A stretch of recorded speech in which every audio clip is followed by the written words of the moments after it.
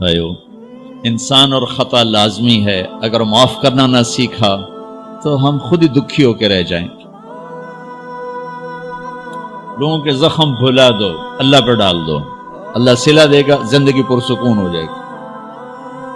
دیکھو ہم اپنے یہ کرتے پر داغ نہیں لگنے دیتے، اپنے بس سے داغ۔ کھانا کھانے بیٹھو، نیپکن، یہ دیکھو ابھی نیپکن پڑے ہوئے، رکھو اگو رکھو توڑے چولے تو کوئی سالن نہ ڈھے پاوے، ٹھیک، یہ تو پھر بھی دھل جائے گا،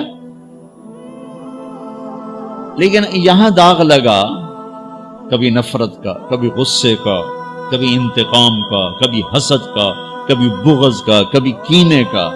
انسان سب سے زیادہ اپنی ذات سے محبت کرتا ہے۔ یہ معمولی سے کپڑے کو داغ سے بچاتے ہو، جو سب سے قیمتی چیز ہے دل، جو بادشاہ ہے، اسے بھی تو صاف ستھرا رکھو۔ جیسے ہم لاکھ زور لگا لیں، ہم کپڑے کو میل سے نہیں بچا سکتے، لاکھ زور لگا لو، لوگوں کے منفی رویے آپ کو توڑے بغیر نہیں چھوڑیں گے۔ لہذا کیا کرو؟ نبی والا معاف کرو، معاف کرو، دل کو صاف کرو، دل کو صاف کرو، دل کو صاف کرو، صبر کرو، معاف کرو۔ صبح و شام اس دل میں کسی کی نفرت نہ آنے دینا، کسی کے لیے بغض نہ آنے دینا، کسی کا کھوٹ نہ آنے دینا، کسی سے کینہ، غش، سارے الفاظ کو اپنے اندر سمیٹے ہوئے۔ اور میرے نبی کی عجیب بات، لے احد، لے احد، لے احد، کسی بھی انسان، مسلمان نہیں کہا، مومن نہیں کہا، نیک آدمی، نیک عورت نہیں، کسی بھی انسان، لے احدن۔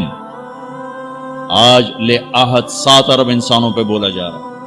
میرے نبی فرما رہے ہیں، میرے بیٹے، دنیا کے تمام انسانوں سے دل صاف رکھنا، کیا ہوگا؟ چاہیے تو جنت میں میرا ساتھی بن جائے۔ تو بھائیو بہنوں، ایمان کو مکمل کرنا ہے تو صبر کرنا سیکھو، معاف کرنا سیکھو، چپ رہنا سیکھو۔ ساز خاموش ہیں، فریاد سے معمور ہیں۔ جواب دینا تو کیا مسئلہ ہے، عقل چپ رہنے پہ لگتی۔ کوئی ابھر جائے، بیٹا ابھر جائے، بیوی ابھر جائے، خامد ابھر جائے، چپ ہو جاؤ، گزار دو اس طوفان کو۔ واپسی میں ایمان کی وہ اللہ حلاوت مٹھاس دے گا، ساری زندگی محسوس کرتے پھرو۔ یہ صفت بھی معاشرے میں کوئی نہیں، نہ کوئی معاف کرنا جانتا ہے، نہ کوئی صبر کرنا جانتا ہے۔ اللہ تعالیٰ نے سورہ یوسف جیسی کہانی اور کوئی نہیں سنائی۔ خود اللہ نے کہا، نحن نقص علیک احسن القصص، میرے محبوب آپ کو سب سے خوبصورت کہانی سنو، سب سے خوبصورت کیا ہے؟ یوسف کی کہانی۔ اور کسی نبی کا یوں تفصیل سے چلتے چلتے واقعہ پورے قرآن میں اور کہیں نہیں جیسے یوسف علیہ السلام کی کہانی۔ یوسف علیہ السلام کے بھائیوں کے ظلم کی وجہ سے 40 سال ان کو در بدر ہونا پڑا، 40 برس گھر سے جدا رہے، پھر تہمت لگی، نبی ابن نبی ابن نبی ابن نبی، پھر جیل 309 سال، بضع سنین۔ جن بھائیوں نے یہ دکھ پہنچایا تھا ان کے ساتھ کیا ہونا چاہیے تھا؟ میں صرف ان کا اب جملہ بتاتا ہوں جو یوسف علیہ السلام نے جب اپنا تعارف کا، جو بنیامین کو روک لیا، آپ پیچھے بھائیوں نے جا کر بتایا کہ بنیامین نے چوری کر لی تھی، اس کو وہ روک لیا ہے وزیر خزانہ نے۔ یعقوب علیہ السلام نے فرمایا کہ نہیں بیٹے، میرا یہ خط لے جاؤ اور اس کو دے دو تو وہ امید ہے چھوڑ دے گا۔ تو وہ خط ایک بڑا دردناک، وہ بڑی تحریر تھی، لکھا تھا عزیز مصر کے نام، ہم انبیاء کی اولاد شروع سے ہی آزمائش کی بھٹی میں ہیں۔ میرے دادا کو آگ میں ڈالا گیا، میرے چاچا کو چھری کے نیچے سے نکال، باپ کا لفظ آتا ہے، میرے باپ کو، چاچے کو بھی باپ عربی میں کہتے ہیں، چھری کے نیچے سے نکالا گیا، میرے بچے کو مجھ سے چھینا گیا، آج 40 سال ہو گیا، مجھے اس کی خبر نہیں، تیری بڑی مہربانی میرا بیٹا واپس کر دے، ہم چور نہیں۔ اچھا، چونکہ یعقوب بھی نبی، یوسف بھی نبی، جب یوسف علیہ السلام اقتدار میں آ گئے تو اللہ کی طرف سے اجازت نہیں باپ کو بتانے کی کہ بھائی بتا دو میں ٹھیک ٹھاک ہوں. خاموش ہو خاموش. صبر پک رہا ہے پک رہا ہے پک رہا ہے. جب یوسف علیہ السلام نے خط پڑھا تو بہت روئے اور اللہ کی بارگاہ میں دعا مانگی, یا اللہ اب مجھے ملا دو, اپنے گھر والے ملا دو, کل مجھے بتا دو. پہلے روکا ہوا کہ اب بتا دو. تو یوسف علیہ السلام نقاب اوڑھتے تھے, اپنے حسن ایسا تھا, نقاب اوڑھتے تھے کوئی فتنے میں نہ پڑے.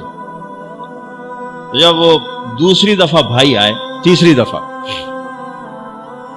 تو ایھا العزیز قد مسنا واہلنا الضر وجئنا ببضاعة مزجاة فأوف لنا الكيل وتصدق علينا ان اللہ یجزی المتصدقین. کیا عاجزی ان کلمات. جناب لائے تو کچھ نہیں ہے بھائی, یہ 2 کھوٹی کوڑیاں ہیں, ہمیں کچھ غلہ دے دو, بڑی بھوک اور فاقہ ہے. تو یوسف علیہ السلام نے ایسے نقاب ہٹایا, ایک دم انہوں نے یوں دیکھا, ابھی پہچانا نہیں. میں یہ جملہ بتانا چاہتا ہوں کہ اللہ سبحان انبیاء کے اخلاق کیا ہوتے. مجھے کیوں سنا رہے, آپ کیوں سنا رہے ہیں؟ کہ ہم اس کو پیچھے چلنے کی کوشش تو کریں. کیوں بد اخلاق ہو کے مرنا چاہتے, کیوں لوگوں کے دل توڑ توڑ کے اپنی قبر میں جاتے ہیں. اسے ٹوٹنے دو, اسے اللہ اقبال کی قبر روشن کرے. تو بچا بچا کے نہ رکھ اسے, تیرا آئینہ ہے وہ آئینہ کہ شکستہ ہو تو عزیز تر ہے نگاہ آئینہ ساز میں. اسے ٹوٹنے دو, اس کے ٹوٹنے پر اس کی قیمت بڑی لگے گی. اس سے وہ فریادیں نکلیں گی جو عرش کو ہلا دے گی. جو ساز سے نکلی ہے وہ دھن سب نے سنی ہے, جو تار پہ بیتی ہے وہ کس دل کو پتہ ہے. اس سے وہ نغمے نکلیں گے کہ اللہ کے عرش کو ہلا دیں گے. اپنے آپ کو توڑ دو, دوسرے کو مت ٹوٹنے دو. اپنے آپ کو توڑ دو, اپنے آپ کو توڑ دو کہ کائنات کا اٹل قانون ہے, ٹوٹ کے چیز بنتی ہے. یہ کتنی دفعہ یہ توڑا گیا, پھر اسے جوڑا گیا, پھر یہ روڈ بنا ہے. یہ کپڑا کتنی دفعہ کٹا پٹا اور پھر جا کر زیب تن ہوا ہے. هل علمتم ما فعلتم بیوسف واخیہ اذ انتم جاہلون. یہاں جو انہوں نے کیا تھا اس کے مطابق جملہ ہے قد علمتم ما ظلمتم بیوسف واخیہ اذ انتم عامدون. اب میں دونوں کا فرق بتاتا ہوں. یوسف علیہ السلام کو کہنا چاہیے تھا آئیو نا ذلیل ہوتے میرے اگوں, لگ گیا نا پتا تو انو. تم نے جو میرے ساتھ ظلم و ستم جو تم نے میرے اوپر ڈھائے اور جان بوجھ کے تم نے مجھے گھر سے بے گھر کیا, آج اس کا مزہ چکھ رہے ہو کہ نہیں چکھ رہے ہو. یہ کہنا تھا قد علمتم, تمہیں سارا پتا تھا. تم نے مجھے گھر سے نکالا, کنویں میں ڈالا, بازار میں بکا, تہمتیں اپنے دامن میں سمیٹ کے جیل میں گیا. یہ کہنا تھا. واہ واہ, یوسف علیہ السلام پہ قربان جاؤ. هل علمتم ما فعلتم بیوسف واخیہ اذ انتم جاہلون. مجرم کی طرف سے صفائیاں پیش کر رہے ہیں مدعی. آپ بے